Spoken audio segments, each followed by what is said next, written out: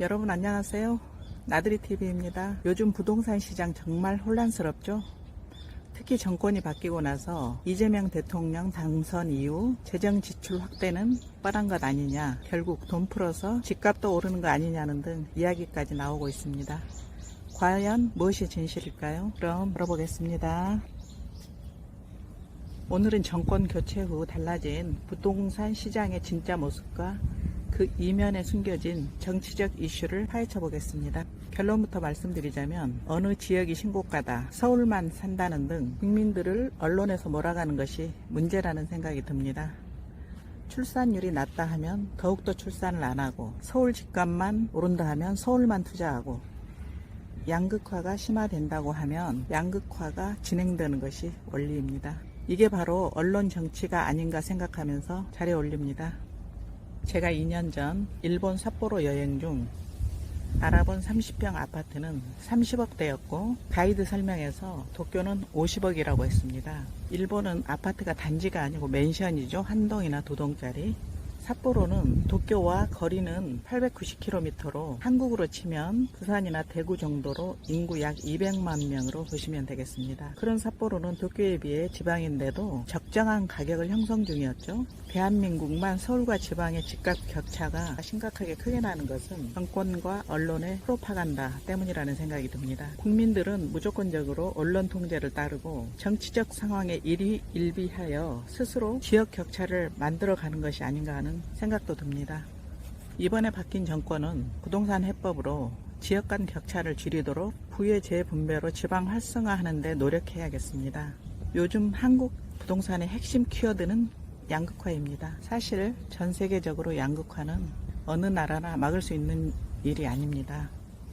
상위 0.1%의 자산이 코로나 이후로 상위 1%의 자산보다 급격하게 증가되는 것이 현실이니까요. 요즘 서울 핵심 지역, 수도권 주요 지역 등의 아파트만 가격 상승세를 이어가고 있습니다.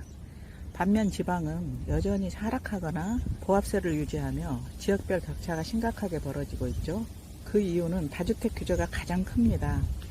다주택에 대한 중과세가 심하니 똘똘한 한 채로 몰아가는 정부 정책이 폐단입니다. 사실 이런 양극화는 어느 정권이 들어서든 피하기 어려운 구조적인 문제는 맞지만 정치인들 누구 하나 양극화 해소에 대해 노력하는 것을 본 적이 없습니다.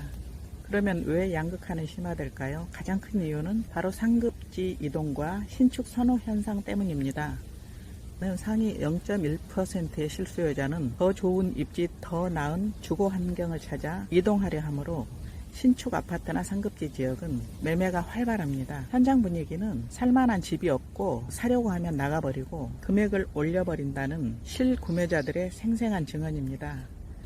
그렇다면 이런 현상이 왜 나타날까요? 첫 번째는 금리 영향입니다. 한국은행이 금리 동결하거나 인하할 가능성을 언급하면서 투자 심리가 개선되어 집값이 오를 것이라는 기대감이 커지고 있습니다. 둘째는 정부 정책입니다. 새로운 정권의 출범과 함께 재정 지출 확대 기대감은 부동산 시장의 호재로 받아들여지죠. 이번 정권은 민주당이든 국힘당이든 누가 되든 경제 살리고 돈 풀어야 하는 타이밍이라 경제 활성화 기조는 이어질 것입니다. 정부의 공급 확대 정책도 시장에 영향을 줄 것으로 예상하고요. 셋째, 흥미로운 점은 외국인, 특히 중국인의 국내 주택 매수 증가입니다. 이들이 특정 지역의 가격 상승에 영향을 미칠 수 있다는 시각은 존재합니다.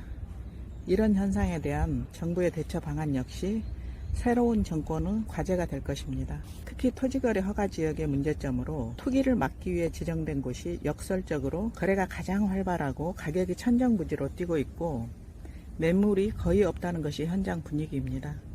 아무리 규제를 해도 시장의 원리를 무시한 정책은 부작용을 낳는다는 것을 보여주는 사례입니다. 여러분, 이재명 정권의 부동산 정책이 얼마나 서민을 위한 정책이 나오는지, 아니면 정책의 피해로 서민들만 더 어렵고 힘들어지는지 지켜봐야 할 것 같습니다. 또 지방 부동산 활성화 대책이 있는지도 살펴봐야 되고요. 오늘 영상이 정권 교체 후 투자 판단에 도움이 되시기를 바라며, 새로운 정권에 바라는 정책이 있으시면 댓글로 의견을 공유해 주세요. 나들이TV였습니다.